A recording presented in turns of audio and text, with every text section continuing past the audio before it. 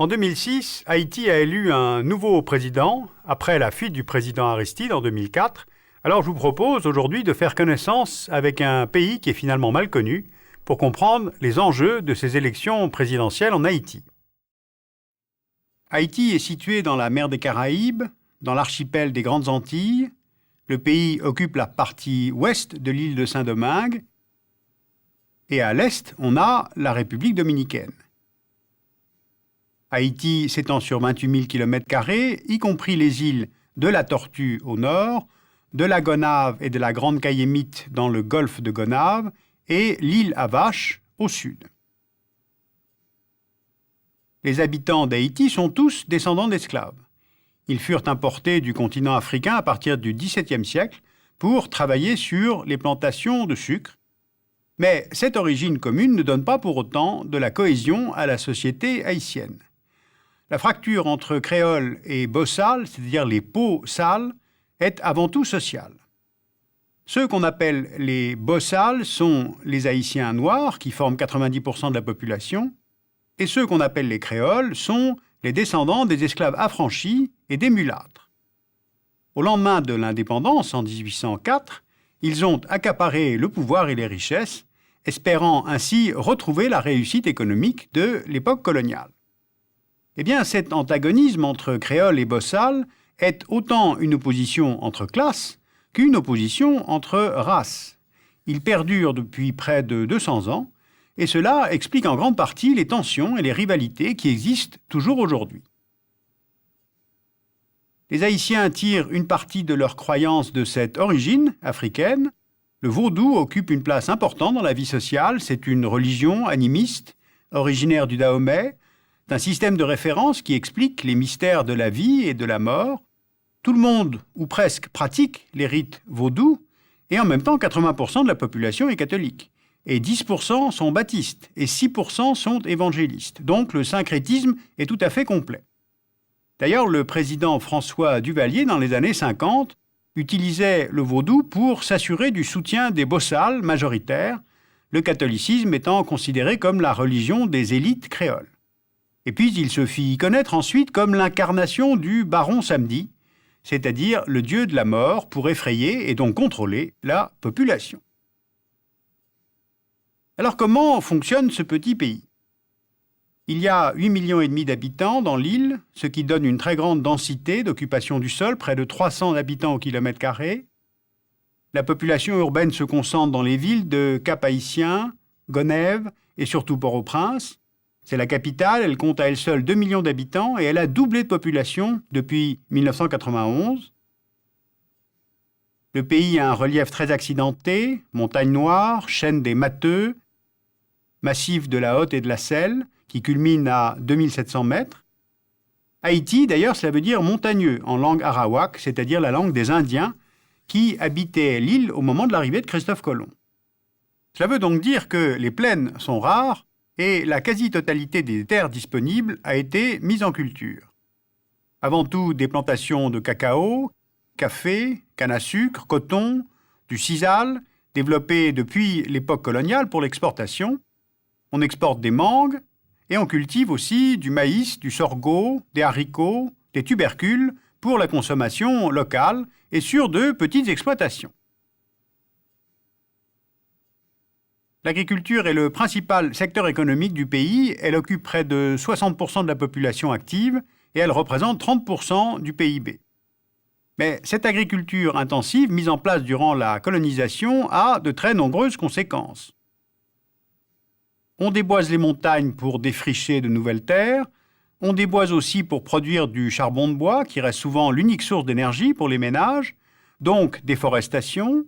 97% de la forêt primaire a aujourd'hui disparu, d'où l'exode rural, l'érosion des sols, qui chaque année enlève toute fertilité à environ 1% des terres cultivables. Le secteur industriel, depuis la fermeture de la mine de bauxite, se limite au textile et aux usines d'assemblage. Il y a aussi un petit peu d'élevage, lapins, porcs, volailles, un peu de pêche le long des côtes. Mais les fréquents cyclones qui frappent souvent le pays ont réduit les bancs de poissons. Et contrairement à de nombreuses îles des Caraïbes, notamment la voisine dominicaine, Le tourisme ne joue pas de rôle en Haïti. Le Club Méditerranée a fermé ses portes au début des années 2000 pour cause d'instabilité politique. Voilà donc quelques-uns des facteurs qui font que Haïti est l'un des pays les plus pauvres au monde, avec de très mauvais indicateurs de santé et de richesse. L'espérance de vie y est de 52 ans en moyenne. La mortalité infantile est très forte, 76 pour 1000, alors qu'elle est de 5 pour 1000 en Europe.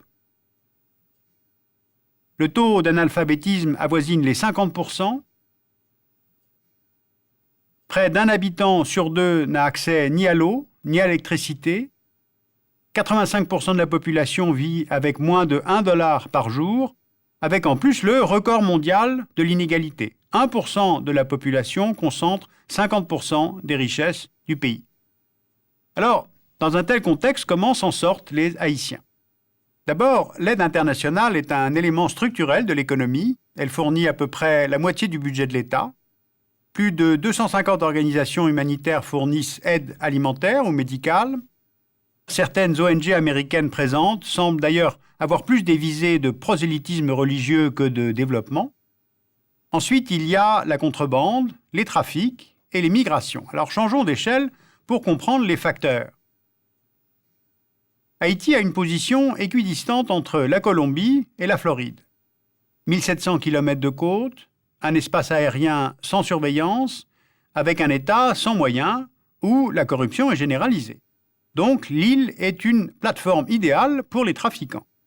Selon la DEA américaine, la Drug Enforcement Administration, 15% de la drogue colombienne pénétrant sur le marché américain transiterait par Haïti. La cocaïne y débarque par des vedettes rapides ou des petits avions. Elle est réexpédiée vers les États-Unis, soit dissimulée dans des cargos, soit par avion, ou encore en passant la frontière dominicaine pour rejoindre Puerto Rico. 1/5 de la population haïtienne vit à l'étranger, soit près de 2 millions d'Haïtiens, et la diaspora contribue à l'économie de survie. En République dominicaine, les Haïtiens seraient presque 1 million. Aux États-Unis, à Miami et à New York, ils seraient 400 000. À Montréal, au Canada et en France, les Haïtiens transitent par la Guadeloupe ou la Martinique. Environ 5000 dossiers de demande d'asile ont été déposés en 2005, soit 2 fois plus qu'en 2004. Et certains passent par le Suriname pour gagner les Pays-Bas. Au total, les émigrés haïtiens enverraient au pays entre 500 millions et $1 milliard par an, ce qui fait à peu près 25% du PIB haïtien, presque 3 fois le budget de l'État. Et le problème, c'est que cette réussite encourage et les bad people et la fuite des cerveaux. L'émigration haïtienne a d'ailleurs plusieurs causes. Elle est de nature économique, sous l'effet de la pression démographique et de la dégradation de l'environnement rural. Il y a aussi bien sûr des causes politiques pour fuir le climat d'oppression.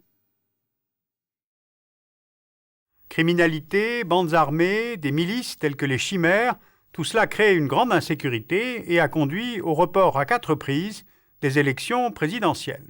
Alors depuis la fuite du président Aristide, Haïti vit sous tutelle internationale de la MINUSTAH, c'est-à-dire la Mission des Nations Unies pour la stabilisation en Haïti. Cette mission a permis le bon déroulement des élections, mais elle ne parvient pas à faire baisser la violence, ce qui évidemment n'encourage pas les investissements étrangers. Alors le président élu, René Préval, va devoir mettre en œuvre la réinsertion des bandes armées dans la société, l'organisation de l'aide économique internationale, mettre fin à la violation constante des droits de l'homme et édifier un État avec des institutions stables. On le voit, c'est un énorme programme de travail qui va demander un engagement de la communauté internationale très long, 15 ans, 20 ans peut-être. Eh bien, est-ce que la communauté internationale en aura la persévérance et surtout en a-t-elle besoin ?